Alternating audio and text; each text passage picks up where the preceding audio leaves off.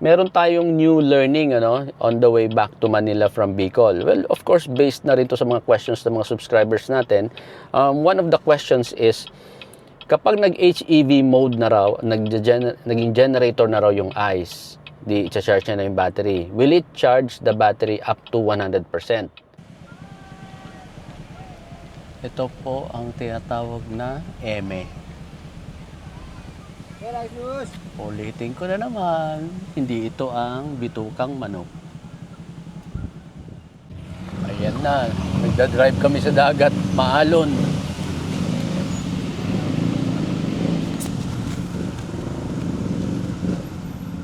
We are here today at the Atimonan Zigzag Park.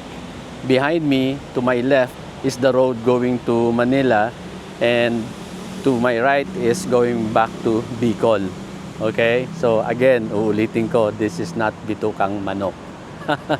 So anyway, Happy New Year! Happy New Year 2025 po sa inyong lahat. And I hope everyone is in good health condition. And I hope everyone was able to spend quality time with their family and relatives. And ito na nga yung sinasabi nating malungkot na part ng every long vacation, di ba?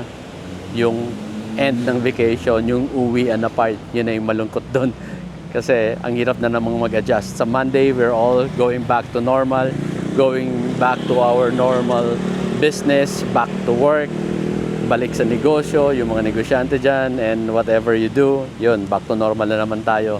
And mamimiss na naman natin yung mga relatives natin na binisita natin sa mga bakasyon natin, di ba? Especially our relatives na who went out of their way para, to spend time with you. So, ayun. Anyway, so for today, we are on our way back to Manila.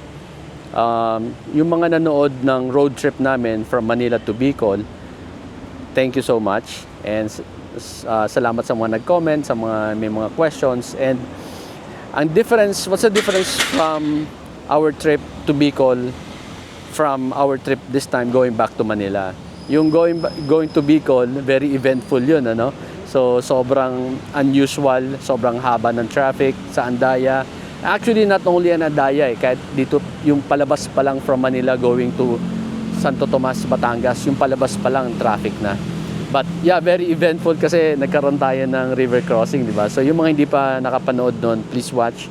Yung ginawa kasi natin during our stay sa Albay, sa Bicol, was real life scenario. When I say real life scenario, when you have the BYD Sea Lion 6, syempre, ang real life talaga doon is you want to take advantage of the hybrid design of the DMI na meron siyang plug-in capability, right? So, every time na meron kang chance na mag-charge, i-charge mo, di ba? Charge mo sa mall, lalo na sa SM Legazpi, libre pa yung charging. Tapos pagdating mo sa bahay, charge mo din. So, doon sa experience natin, nakita natin kung how much yung savings. Kasi for 2 weeks na stay natin sa Albay, normally, kung ang dala ko yung previous cars ko, siguro nakatatlo or 4 na full tanks na ako. So, yun. So, yun ang nangyari. That's what I mean by real life scenario. Okay? So, ngayon, medyo ibahin natin. Hindi tayo magcha-charge all the way to Manila and then magre-refuel tayo agad pagdating sa Maynila. We will do a manual computation ng fuel consumption. Ang sarap ng simoy ng hangin dito, malamig. Parang ang sarap mag-camping. Kaya lang hindi tayo pwede magtagal kasi ang dami naming kasabay na mga biyahero and medyo ina-expect ko matatraffic kami sa pagpasok sa Manila. Probably pagpasok ng by the time we get to SLEX, matraffic na. So, tara, tuloy na natin yung biyahe and samahan niyo po kami. Okay, so we will use trip B. Ayan, naka-0 na siya. And this time, pagdating natin sa Maynila, magpapa-full tank tayo. We will do a manual computation ng actual fuel consumption. Okay guys, just a quick update. We just left Naga City and our SOC is 25%. And now the gas engine is triggered to charge the battery, right? I just wanted to document that we were able to reach 100 kilometers, right? So for the 75% of the battery, we were able to run 100 kilometers. Headlights on, AC on, set at 24 degrees Celsius, and of course the navigation is also running, and I'm using the wireless charger. So ayan, I think that's pretty good. Naka 100 kilometers tayo bago na-trigger yung gas engine. Ay, nakakaantok. Nandito na kami sa Sipokot, Petron.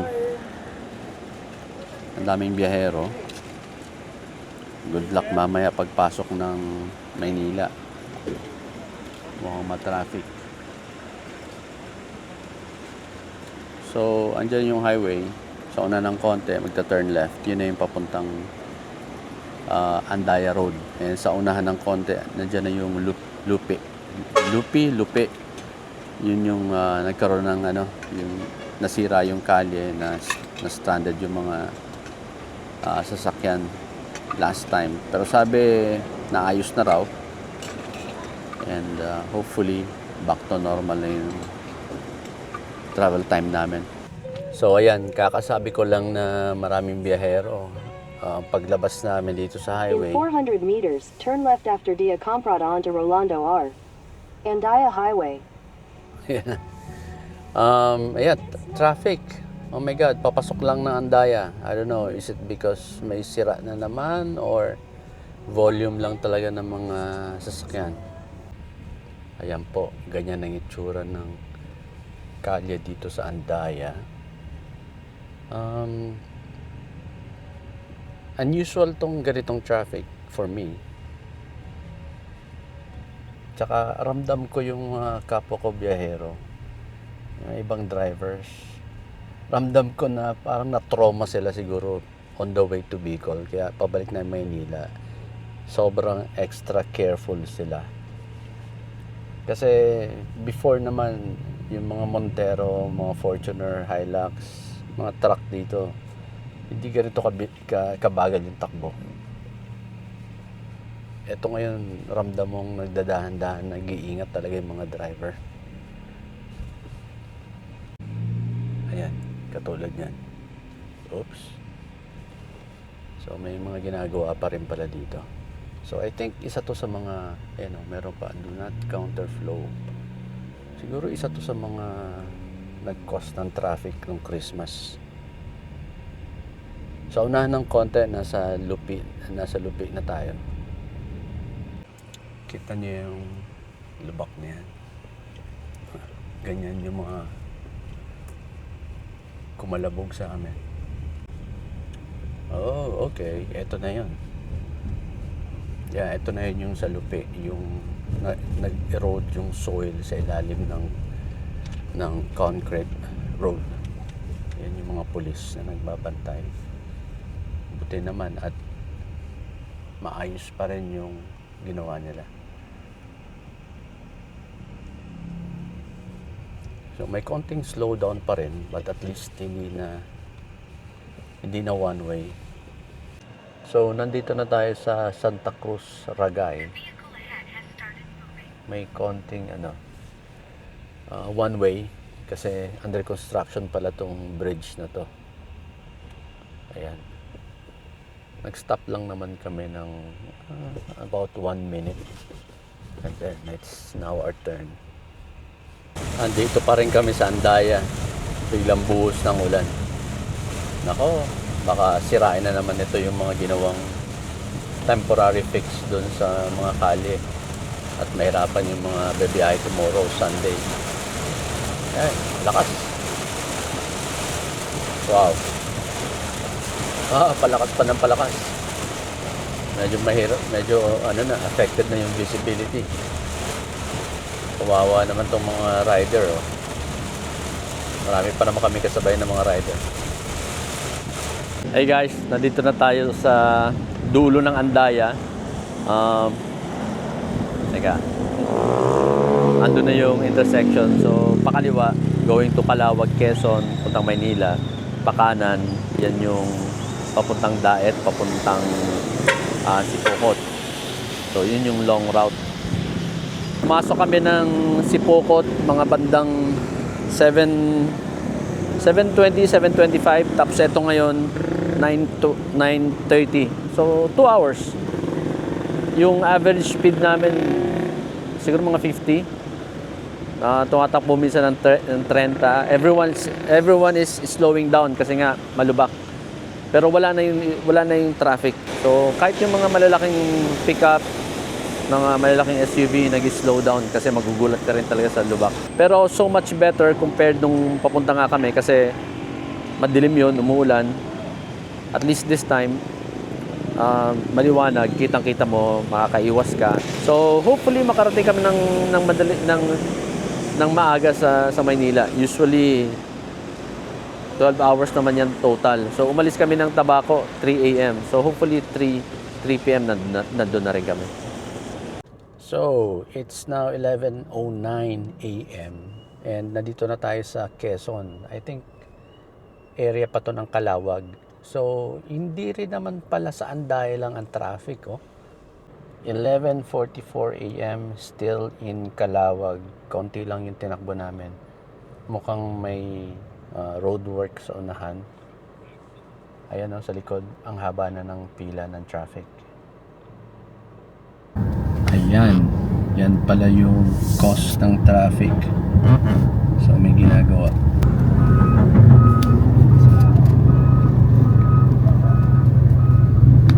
So finally, nalagpasan na namin yung traffic sa Calawag at nandito na kami ngayon sa Gumaca. It's now 12:59, lunchtime. Dito sa Gumaca, meron itong sikat na seafood house. Ito si Litas. Ayan. Kain muna tayo ng lunch dito. Wow!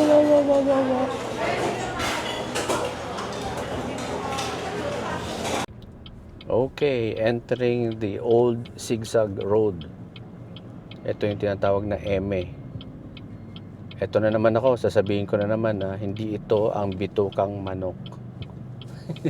Ang bitukang manok, nandun na po, nalagpasan na po natin, nandun yun sa may Daet. Ito ay nasa Quezon. Continue on Asian Highway 26 for 20 kilometers. Si Madam Pea daw ang magdadrive. First time niya dito. Uy, ba't ang bilis-bilis? First time, kakasabi ko lang na first time, tapos ang bilis-bilis mo. Nakita mo may motor sa unahan? Yan. Daming rider. So, ayan. Kahit dito, malubak. Paahon na, pakurbada pa, malubak pa. Tumigil tayo kayo doon.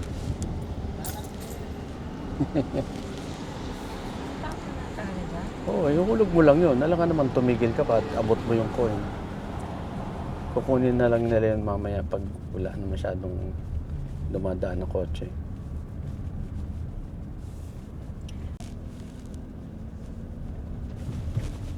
Ayun, tinan mo dun sa taas, may nagbibigay ng ng traffic signal. But anyway, since magkakasunod naman tayo, sundan mo na lang yan. Yan, sinasabi ko sa'yo. Dahan-dahan, dito ka sa outer lane. Outer lane, maintain a slow speed. Maintain. Don't stop. Oh. Sige. Outer. Huwag kang papasok. Kasi masyadong, curve yun. Sila hindi naman ang tuturo ko lang sa iyo yung safe, yung pasiguro. Pwede namang kayanin yun ng sasakyan mo. Pero kaya nga yan pinapastop para may space doon sa kabilang lane na pwede mong kunin, pwede mong i-occupy temporarily. Kasi pag mas malaki ang curve na kukunin mo, hindi ka masyadong yung turn ng steering wheel mo, yung gulong, hindi masyadong liko. Better ang traction. Kung minsan matsyempohan mo dyan, nasanay kang doon ka sa inner lane, tapos umuulan, madulas. Oo. Prone ka sa dulas doon. Ay, masakit. There's a 5-minute slowdown on 1 and 1 kilometer. You are on the best route. You should reach your destination by 7:32 p.m. Ganda nga pa, sir.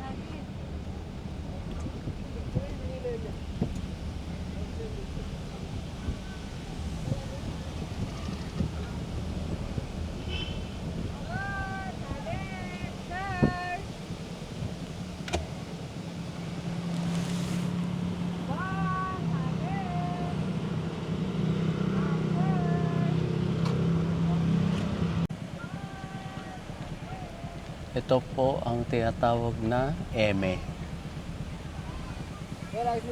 Ulitin ko na naman, hindi ito ang bitukang manok.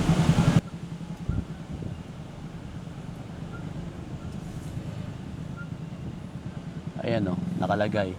Quezon National Forest Park. Wala na, ubos na yung barya. Binigay na namin kay Lola. Ayun, improved by President, ayan o, President Marcos and Governor Anacleto Alcala. Traffic na naman. Ayan.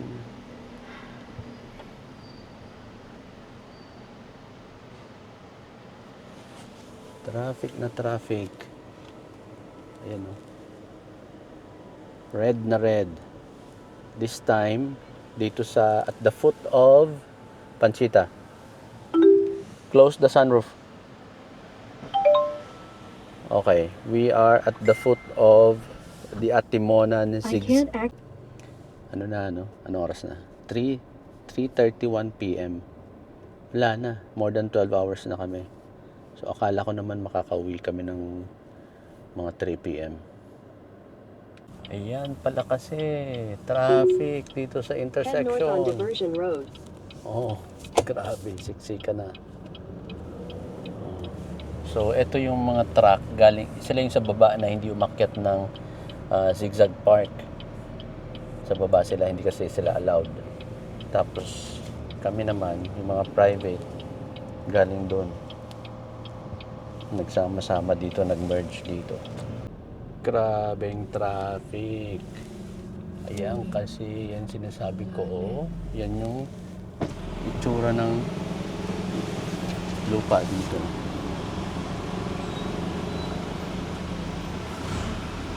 Yan.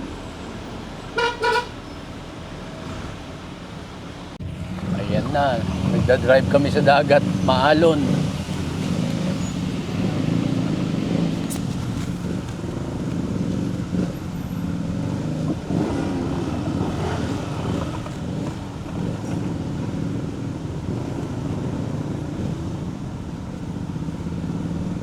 Diyos ko Lord.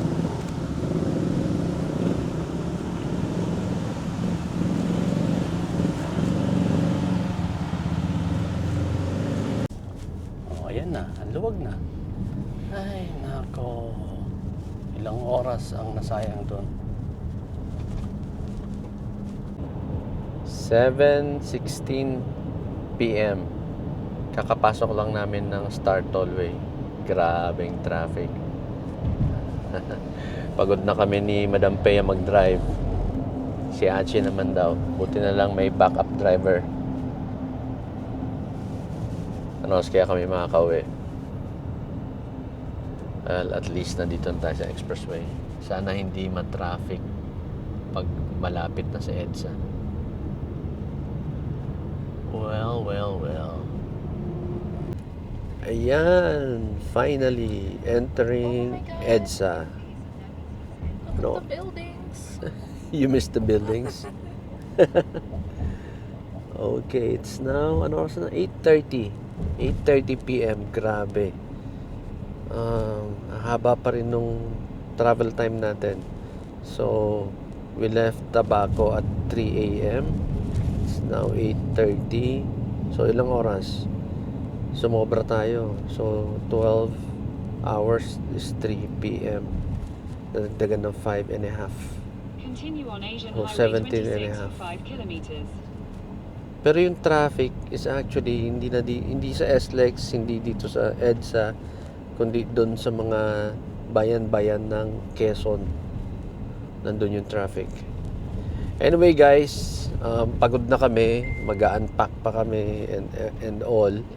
So tomorrow na natin gawin yung hindi naman na to gagamitin na sasakyan pagdating sa bahay. So ayan lang, quick lang. Trip B, total travel time is currently at 489.4. Tapos yung SOC natin is 36%. May tira pa. Hindi mauubos yan. Hindi aabot ng 25% yan pagdating sa bahay. So anyway guys, thank you for following us. Tomorrow ko na to ipapa-refuel para mag-compute tayo ng In 800 meters, para mag-compute tayo ng Fanio de Los Santos Avenue. So anyway, tomorrow ko na gagawin yung pagpa-refuel tapos mag-recompute tayo and then pag-usapan natin. Alright? Good night. Good morning team! Eto, nandito na tayo sa Clean Fuel para magpa-full tank. Ay, salamat. Nakatulog din. Grabe, nakakapagod yung biyahe namin kagabi. Natulog ako ng mga 10 hours pero parang kulang pa. Anyway, tara, pa-full tank na tayo. Ayan, so premium 95 no? Okay. Paka-wash na tayo mamaya after ng paggasolina. Grabe yan, dumi oh. Buti na lang, I am protected by Invitec PPF.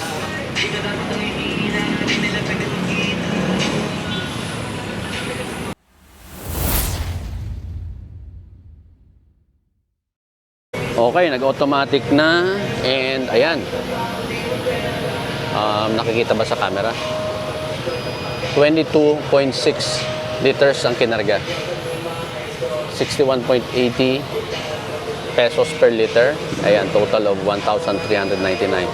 So, sabihin natin 1.4. 22 liters. Tingnan natin.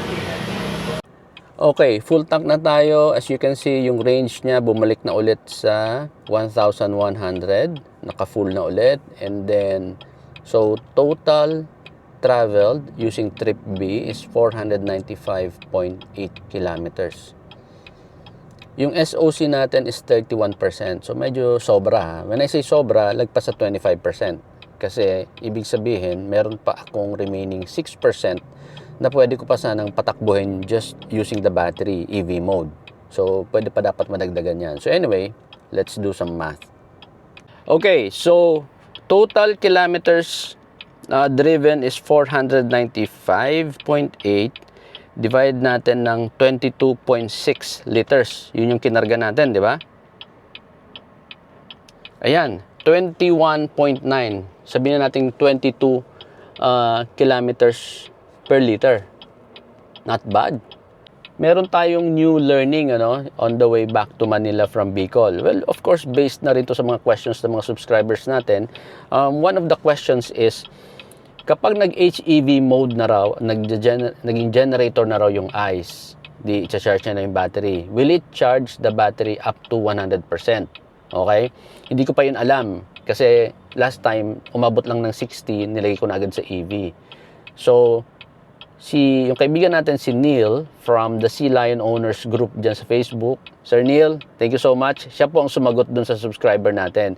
Sabi ni Sir Neil, hindi daw aabot ng 100%, abot lang daw ng 70. So na-curious ako, isa yung sa mga binantayan ko on our way back to Manila. So very good talaga si Sir Neil. One of the very technical guys dyan sa Facebook group namin. Tama siya, hanggang 70 nga lang. Kasi mabilis to mag-charge from 25 tapos papuntang mga 50, 60. Saglit lang, mga 1 hour lang, hindi mo mapapansin biglang mag 60% na pala. So anyway, tama, umabot siya ng 70. There was a time na nandun kami sa bandang bundok, pababa. Lumagpas siya ng konti, 71, saglit lang, tapos bumalik na ulit sa 70. So hanggang minamanage ng computer hanggang 70 lang. So, yun po yung sagot. Again, does the gas engine charge the battery up to 100%? No, hanggang 70% lang. By the way, to those of you who are interested to buy the Sea Lion 6 or owner na kayo, baka hindi nyo lang alam, meron po tayong Sea Lion Owners Group sa Facebook. Ilalagay ko po yung itsura ng page dyan sa screen. I highly recommend that you join that group kasi marami po doon na mga technical na marurunong. They are also doing their own tests and observations and maganda po yung exchange ng information doon. Also, another comment from one of our subscribers. Gumawa kasi siya ng computation, kino-compare niya sa Toyota Corolla Cross. What he was doing, kinuha niya yung total distance traveled namin going to Bicol. He deducted it from the 1,100 kilometers estimated range ng BYD Sea Lion 6. I just want to mention na yung 1,100 estimated lang yon. It could be worse. Kapag ka Panay City ka lang, I don't think makukuha mo yung 1,100 with the 100% full charge ng battery and full tank. With the kind of traffic na dinadaanan namin, napanood nyo naman siguro kapag Friday para kaming school bus. Sa tansya ko lang, sa estimate ko lang, feeling ko hindi kakayanin yung 1,100 kapag sobrang traffic. In the same manner, kapag long drive ka naman, yung 1,100 na yan, mababa yan, lalagpas at lalagpas yan. So, one perfect example actually is, like I mentioned, di ba, 495 na yung 495 na yung tinakbo natin. And kanina bago tayo nagpa-full tank, nasa 700 na. So 700 something plus almost 500. Di ba 1,002 plus na yun, almost 1,300 na. At hindi pa yun ubos. So kapag tumakbo pa kami ng long drive, ng tuloy-tuloy, lalagpas ng 1,100. So hindi mo pwedeng gamitin yung 1,100 kasi yun nga, like if kung napapansin nyo, tuwing binabanggit ko yan, I always mention the word estimated kasi estimate lang yan. Okay? Kina-clarify ko lang po. Okay, so ayun, that's it muna guys. So I hope nakapaghatid ulit tayo ng panibagong information, panibagong learning dito sa latest adventure natin, Bicol to Manila. Keep commenting, keep asking your questions kasi yung ibang questions nyo hindi ko pa rin alam ang sagot. So sa next testing na naman ulit natin, hanapin natin ang sagot. Okay? So again, if you are not yet a believer of the BYD brand, please subscribe. Abangan nyo po mga updates natin. Tingnan nyo kung maganda ba so far. Kung natutuwa kayo or pag may nireport akong magiging problema, edi wag na kayong bumili. Kung natutuwa kayo, magpa-reserve na kayo. Kontakin nyo si Sean, yung magaling nating agent dyan sa BYD Greenfield. Hindi ako nag-advertise. Natutuwa lang ako sa taong yon kasi malapit na namin makuha yung plate number namin. Masipag na masipag. Anyway, ano pa? Kung owner ka na ng SL6, please subscribe. Let's collaborate. I will continue posting new videos, new reviews, or new observations about this car kasi ang daming technology dito and marami pa tayong matututunan. Okay? Now, if you're not interested with the BYD or the Sea Lion 6, we will still continue posting about other cars, about other brands. Kapag for this year, 2025, marami na namang mga shows. Pupunta pa rin tayo para nasishare ko pa rin sa inyo what are the new models out there at kung ano yung mga options ninyo. Alright? Alright, that's it guys. Thank you for watching. Happy New Year 2025 po ulit sa inyong lahat. And as always, drive safe. Bye.